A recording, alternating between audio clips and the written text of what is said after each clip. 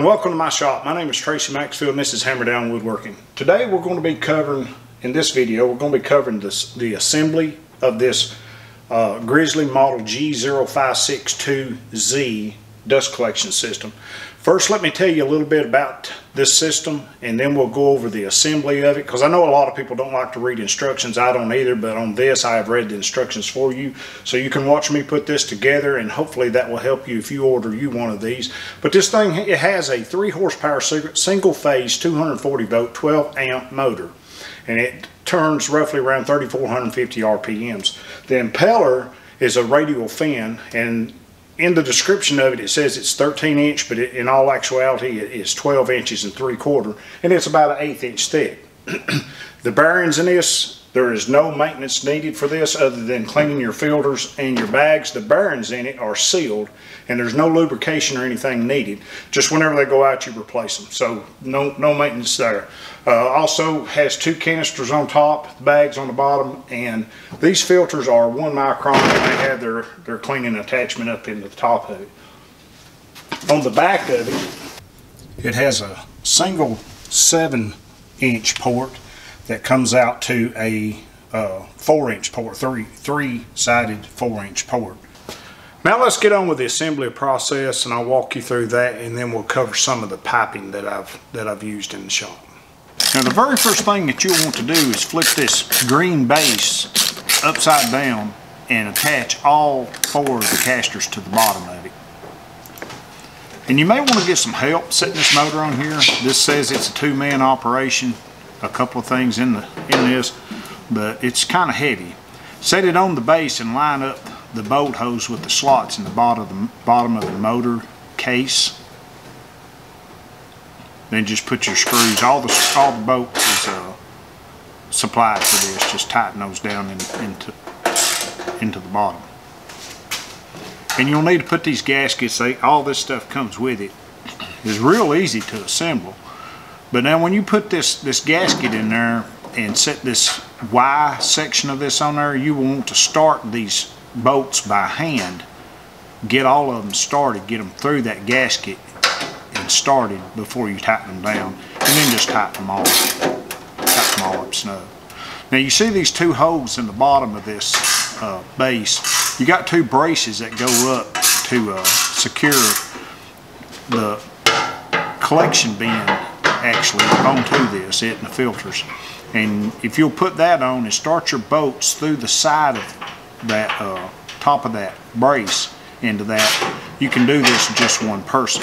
Slide the gasket over in behind it, and then line the screw holes all up and start all those screws, all those bolts actually, start those by hand, and then when you get them all started, then you can start tightening them down. And it's basically the same thing on the other side.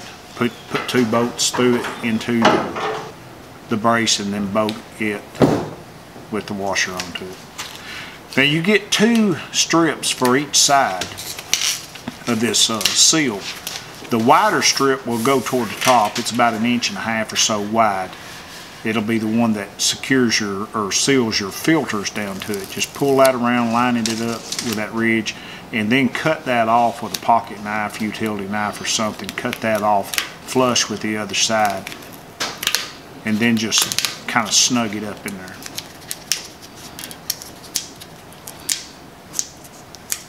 Now the bottom seal is about 3/4 inches wide, and I suggest starting under that brace that's on those canisters. Peel the adhesive protection sheet back from the back of it and start right under there. That way you're not having to try to feed a sticky piece all the way and under that as you come around. Then just cut that off when you get to the other side. Now these dusters that clean the filters, they just kind of slip down over the top. They've got a half moon shape to them. Set screw, tighten that up, and you're done. Now these filters, when you go to put them on there, they are a little bit aggravating at first. You have to have that actually straight up and down with that ring that it's setting down on. If it is not completely straight up and down, it will not go on there. You have to get it started straight, and then it'll slide down there real easy once you get it straight. You can see right here. and just strap your band around it. Now these bands are thin and they were folded up in the packaging, so you will have to stretch those some. Hook it on a latch and snap it shut, and then open it back up and reach for another one. And you'll see what I'm talking about if you purchase one of these and you go put that on. And there's only one screw that actually holds this 7-port. Well, it splits off into 3 4-inch ports, but there's only one screw that holds that on there. And these bags are kind of tricky about getting on, and I'll give you a tip about that later on. Of course, you can see right here, I just use blue tape. And you can see there how I'm having to unfold that band to get that thing out.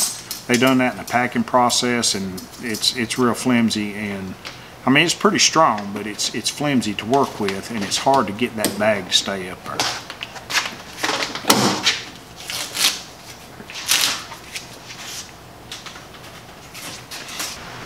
And it's time to plug it up and give it a test run.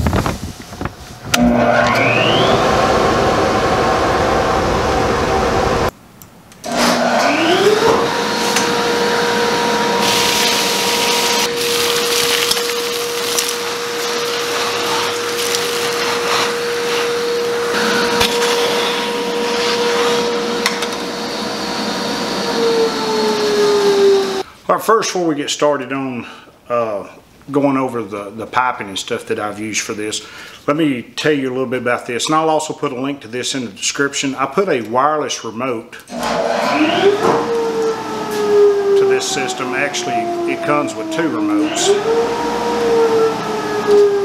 So you can put one like at your table saw and one at your joiner or planer or whatever. That's what I did. Now this is that remote switch for the power line. You have to actually wire that into your power line, and I'll leave a link for this in the description. Now this one is actually made to be used with 110 or 120 and up to 240 volts, so you can wire it for either one. And this little pigtail sticking off here, this is actually the antenna for it. And I've mounted mine about 6 feet off the ground, and then that way I have absolutely no trouble with hitting it with both remotes anywhere in the shop.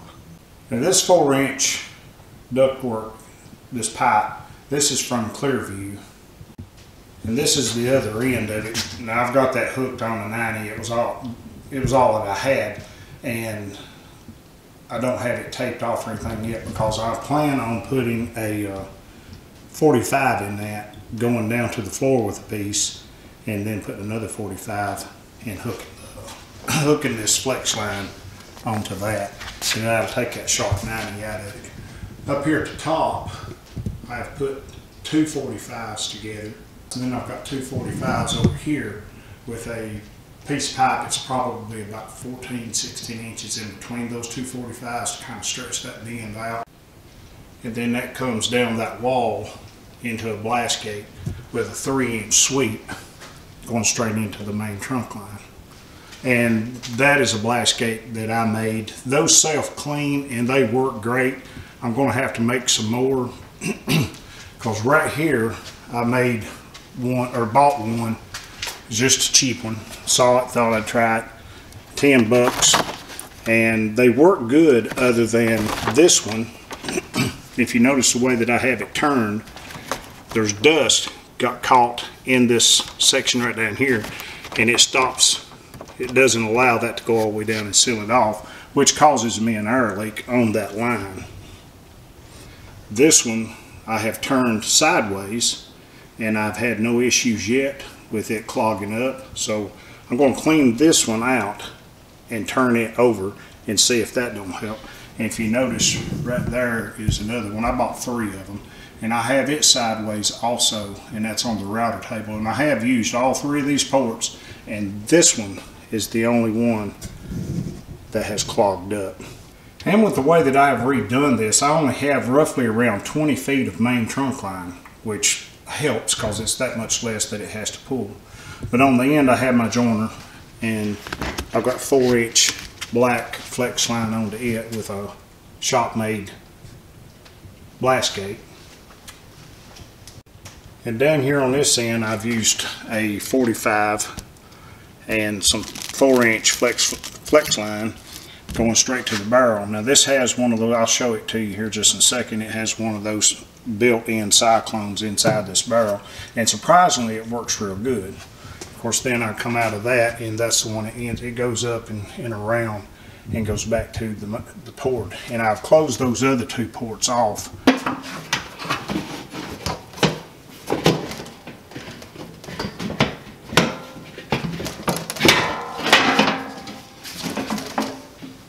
So this is that cyclone. You got one turned this way and one turned that way, and they work very, very well.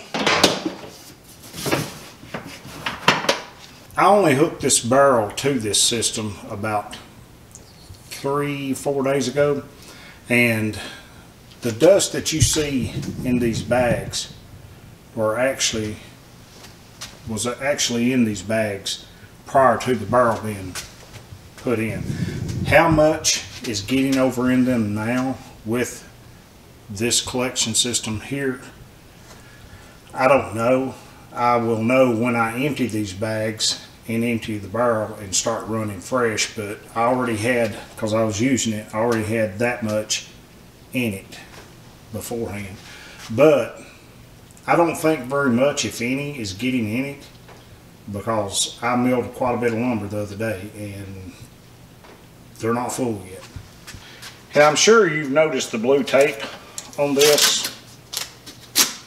You can pull that off. What that I've had that on there for is these bags, this band that goes around this, just like this one, all four of them are just alike. That band is real flexible, and these little latches, I'll show you a close-up of this in just a second. You're supposed to be able to slide this bag up and under those, and it holds that until you can get that band around it. That doesn't work like that. It doesn't with mine anyway. I hope if you get one it's better.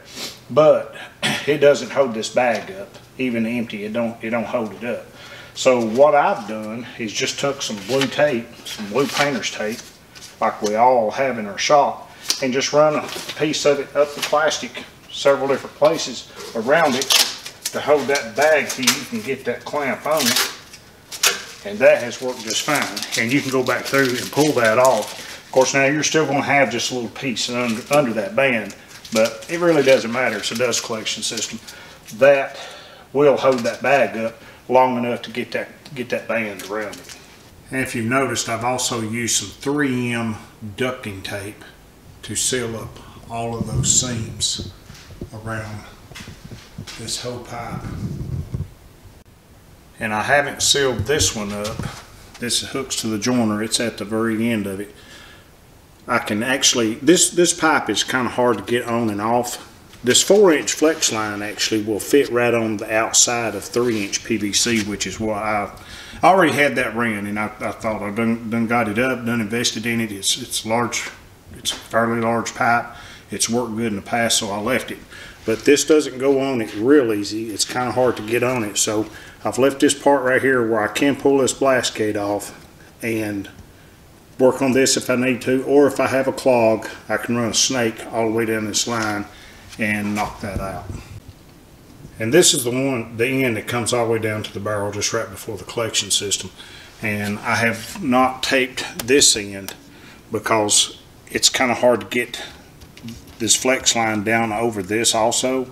It's not real bad, you can get it on there, but I figured this right here would be less aggravating just to pull that off when I have to take the barrel out and under it. Now this one, this side is run up and fixed, so I'll have to just either set something over here to hold that lid while I take the barrel out to empty it or something. But this is the plan as of right now, just to not tape that one. Well, that'll do it for this one. Hope you enjoyed the video. If you did, give me a thumbs up. I hope you found something helpful in that. If you haven't already, go ahead and hit that subscribe button. Leave a comment down below. I look forward to reading it. And until next time, thanks for watching.